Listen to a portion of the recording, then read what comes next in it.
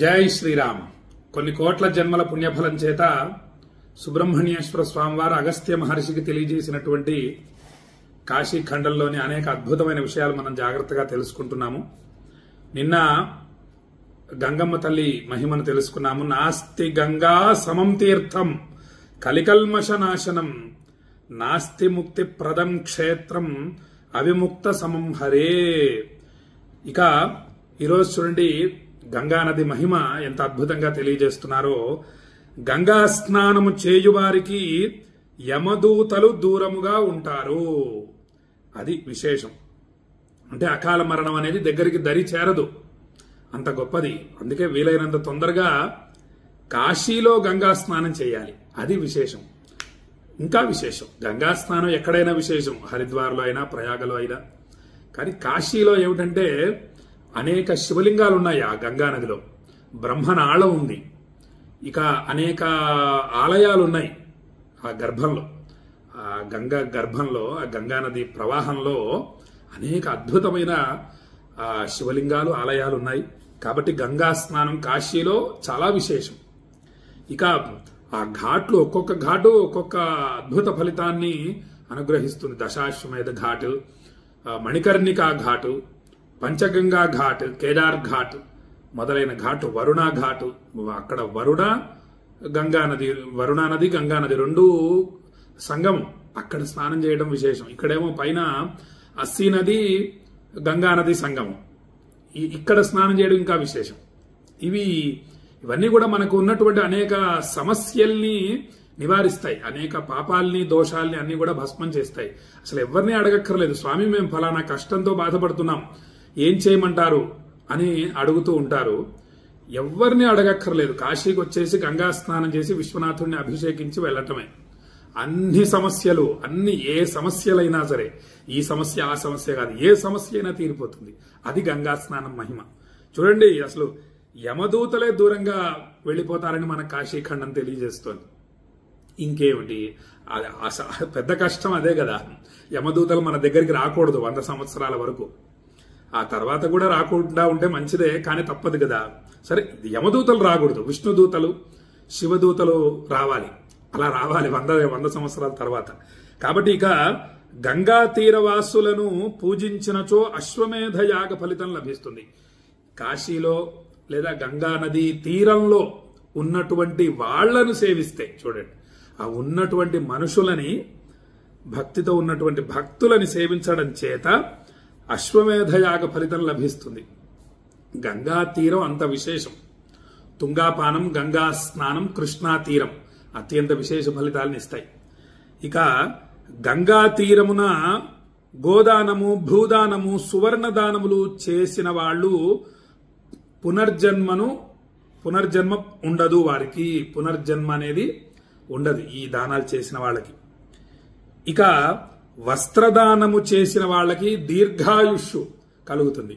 దీర్ఘాయువు పెరగాలంటే గంగానదీ తీరంలో చక్కగా ఒక బ్రాహ్మణుడికి పాదపద్మాలు కడిగి ఆ నీళ్లను తల మీద చల్లుకొని వారికి వస్త్రదానం చేయాలి. శక్తి ఉన్నవారు చక్కగా సువర్ణదానం, భూదానం, గోదానం మొదలైనవి చెయ్యాలి. ఆర్థిక స్తోమత ఉన్నవాళ్ళు ఉంటారు. చక్కగా ఆ ఆర్థిక స్తోమతని ఇలాంటి సత్కార్యక్రమాలకు వినియోగించాలి. పూర్వజన్మలలో చేసినటువంటి దానముల ఫలితమే ఈ జన్మలో సంపద వస్తుంది. ఇప్పుడు వచ్చినటువంటి ఈ సంపదని చక్కగా దాన ధర్మాలు చేసుకోవాలి. ఇటువంటి స్థలాలలో చేయటం వల్ల మళ్ళీ తర్వాత జన్మ ఇంకా ఎక్కువ విశేష సంపద, విశేష ఐశ్వర్యం కలుగుతుంది. ఇక పుస్తకం, ఒక చక్కని వేద పుస్తకాన్ని తీసుకుని వేదం చదివేటటువంటి పిల్లవాడికి కానివ్వండి, ఒక పండితుడికి కానివ్వండి ఇవ్వాలి. పుస్తక దానము వలన జ్ఞానము లభిస్తుంది. భగవద్గీత పుస్తకాలని చక్కగా పంచాలి. తెలుగు వాళ్ళకైతే తెలుగు భగవద్గీత ఇవ్వటం, హిందీ వాళ్ళైతే హిందీ భగవద్గీతను చక్కగా పంచాలి. గంగానదీ తీరంలో వాళ్లకు జ్ఞానం లభిస్తుంది. ఇక అన్నదానము వలన సంపద లభిస్తుంది. చక్కగా ఏ పెరుగన్నమో తీసుకొచ్చి బీదవాళ్లు కనిపిస్తూ ఉంటారు గంగానదీ తీరంలో, ఎవరైనా ఉంటే వాళ్ళకి చక్కగా ఇవ్వాలి. ఇవ్వడం వల్ల సంపద పెరుగుతుంది. ఇవన్నీ సులభ మార్గాలండి, షార్ట్ కట్స్. చాలా సులభంగా మనం ఐశ్వర్యవంతులం కావచ్చు. ఇక గంగానది తీరంలో కన్యాదానము చేయటం వల్ల యశోవృద్ధి కలుగుతుంది, యశస్సు పెరుగుతుంది. గంగానది తీరంలో కన్యాదానం అంటే ఎంత విశేషం అండి. ఆహా. దూడతో కూడిన గోవును విధిపూర్వకముగా దానము చేసిన వారు గోలోకములోను నాలోకములోను, నాలోకం అంటే శివుడు చెప్తున్నాడు కైలాసంలో, బంధు పితృ మిత్ర సహితముగా చేసిన వాళ్లే కాదు, వాళ్ళ బంధువులు పితృలు మిత్రులు వాళ్ళందరి సహితంగా సర్వభోగాలు అనుభవిస్తారు. ఎక్కడ? కైలాసంలో, గోలోకంలో. అబ్బా ఎంత విశేషం అండి. గోదానం అంత విశేషం. దూడతో కూడి ఉన్నటువంటి గోవుని, దేశివాళి ఆవుని చక్కని బ్రాహ్మణుడి పాదాలు కడిగి ఇవ్వాలి వీలైతే గంగానది తీరంలో. ప్రయత్నిస్తే అన్ని సులభమేనండి. అభ్యాసం కూసు విద్య అని ఆ సంకల్పం రావాలి. అటువంటి సంకల్పాలు రావాలి అంటే ఇలాంటివి వినాలి, కాశీఖండం లాంటివి చదవాలి. చదివితే వస్తాయి, చదవకపోతే వినకపోతే ఎట్లా వస్తాయి? ఇక అలా సర్వభోగాలతో కైలాసంలో ఉండి తరువాత సంపన్నమైన సద్వంశం, మంచి ఐశ్వర్యవంతమైనటువంటి మంచి కుటుంబంలో జన్మించి సకల భోగాలు అనుభవిస్తారట దూడతో కూడి ఉన్నటువంటి గోవును దానం చేయటం వల్ల. తరువాత కాశీకి వచ్చి ఉత్తరవాహిని అగు గంగలో స్నానము చేసి విశ్వనాథుణ్ణి పూజించి దేహాంతమున ముక్తి పొందుతారు. ఈ శరీరాన్ని వదిలిపెట్టిన తర్వాత మోక్షాన్ని పొందుతారట. గంగానది తీరంలో గోదానం అంత విశేషం. బ్రాహ్మణునకు 1 రూపాయి తూకము గల బంగారము దానము చేసిన వారు సర్వభోగాలు అనుభవిస్తారు. సువర్ణ దానం చాలా విశేషం అండి. సువర్ణ దానం చాలా గొప్పది. జాగ్రత్తగా చెయ్యాలి, యథాశక్తిగా. శక్తి ఉందనుకోండి వీలైనంత ఎక్కువ చేయాలి, శక్తి లేదనుకోండి పోనీ స్వల్పంగానే చేయొచ్చు. 1 గ్రాము బంగారము, 1/2 గ్రాము, ఎంత వీలైతే అంత. ఇక మనకు చూడండి ఎంత అద్భుతమైనటువంటి విషయాలు ఈ కాశీఖండంలో తెలియజేస్తున్నారు. ఇక ఆ విధంగా బంగారు దానం చేసిన తరువాత జన్మయందు జంబూద్వీపమున చక్రవర్తి అయి అవిముక్తమును చేరి మోక్షాన్ని పొందుతాడు. జంబూద్వీపంలో చక్రవర్తి అయి పుట్టి అవిముక్త క్షేత్రం అంటే కాశీకి చేరుకొని మోక్షాన్ని పొందుతాట. ఇది గంగానది తీరంలో 1 రూపాయి తూకము గల బంగారం దానం చేయటం వల్ల ఇన్ని విశేషాలున్నాయి. ఇక జన్మ నక్షత్రమునందు అంటే ఇప్పుడు నాది చిత్తా నక్షత్రం, ఎవరి నక్షత్రం ఏమిటో తెలియాలండి. మాకు నక్షత్రం ఏమిటో తెలియదు అంటూ ఉంటారు. చక్కగా నక్షత్రం తెలుసుకోవాలి. ఈ చిన్న విషయం, పెద్ద కష్టమైన విషయం ఏం కాదు. ఆ నక్షత్రం ఇప్పుడు నాది చిత్తా నక్షత్రం. చిత్తా నక్షత్రం ఉన్నటువంటి రోజున, జన్మ నక్షత్రం ఉన్నటువంటి రోజున గంగా స్నానం చేసిన వాళ్ళు జన్మ ప్రభృతి అంటే పుట్టినది మొదలుకొని ఈ వయసు వరకు, నాకు 45 సంవత్సరాలు, ఈ వయసు వరకు చేసినటువంటి పాపాలన్నీ కూడా ధ్వంసం అవుతాయి. జన్మ నక్షత్రం ఉన్నటువంటి రోజున గంగా స్నానం చేయడం ఇంత విశేషం. పుట్టినప్పటి నుంచి 45 సంవత్సరాల వరకు ఏదన్నా పొరపాటున తెలిసి తెలియక చేసినటువంటి పాపాలన్నీ భస్మమైపోతాయి. అది విశేషం. నాకు తెలియదు, నేను వెళ్ళి చేస్తా తొందరలోనే. ఈ నక్షత్రం రోజు జాగ్రత్తగా స్నానం ఆచరిస్తాను నేను. ఇక ఇంకెంత విశేషం తెలియజేస్తున్నారో చూడండి.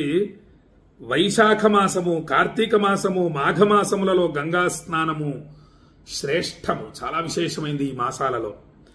అమావాస్య రోజు గంగా స్నానము విశేషం, సంక్రాంతి రోజు గంగా స్నానం విశేషం. చంద్రగ్రహణము మరియు సూర్యగ్రహణాలు ఎప్పుడొస్తున్నాయని గమనించి చూసుకుంటూ ఉండాలి. చక్కగా ఫ్లైట్ టికెట్స్ తక్కువ ఉంటాయి ఒక్కొక్కసారి. ఆ గ్రహణం ఎవరికీ తెలియదు, దాని విశేషం. ఎవరు రారు కాబట్టి మేము అది బుక్ చేసేసుకుంటాం ఫ్లైట్ కాశీకి. వచ్చేసి ఆ గ్రహణం సమయంలో చక్కగా స్నానం చేసి ఆ గ్రహణ సమయం మొత్తం జపం చేసుకుంటాం. కాశీ విశ్వనాథాయ నమః అనేక జపాలు. మామూలుగానే కాశీలో ఒక్కసారి జపం చేస్తే 1,000,000 సార్లు జపం చేసిన ఫలితం లభిస్తుంది.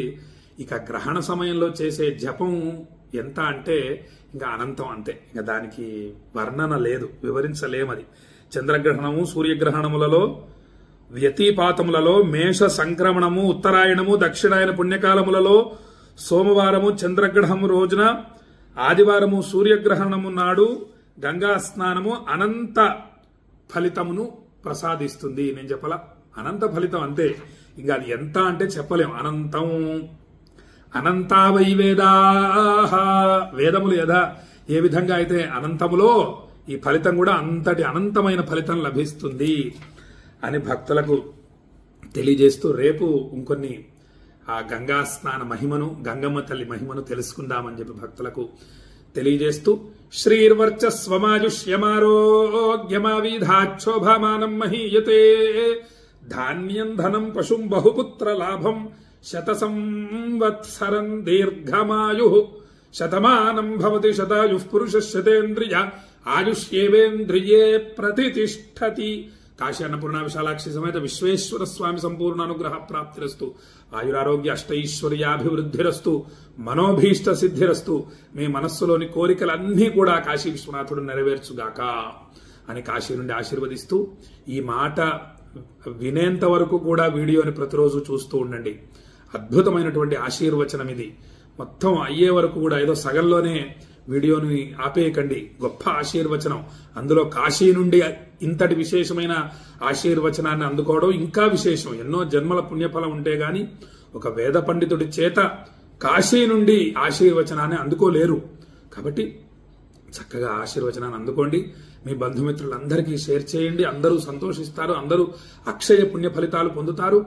ఈ విషయాలు తెలుసుకొని ఆచరిస్తారు. తద్వారా సత్ఫలితాలు పొందుతారు. ఆ ఫలితంలో మనందరికీ కూడా భాగం వస్తుంది. ప్రసాదిస్తాడు పరమేశ్వరుడు విశ్వనాథుడు. అందరికీ అన్ని ఇవ్వగల సమర్థత ఉన్నటువంటి మహాశక్తి స్వరూపమే ఆ విశ్వనాథ లింగం. కాబట్టి అటువంటి విశ్వనాథుడు అందరికీ అనుగ్రహిస్తాడని చెప్పి భక్తులకు తెలియజేస్తూ రేపు ఇంకొన్ని గంగమ్మ తల్లి గురించి ఇంకా తెలుసుకుందాం. గంగా స్నాన మహిమ సామాన్యమైంది కాదు. అటువంటి గంగా స్నానం గురించి తెలుసుకుందామని చెప్పి భక్తులకు తెలియజేస్తూ సెలవు తీసుకుంటున్నా. జై శ్రీరామ్. విశ్వనాథాయ మంగళం, విశ్వనాథాయ మంగళం, విశ్వనాథాయ మంగళం.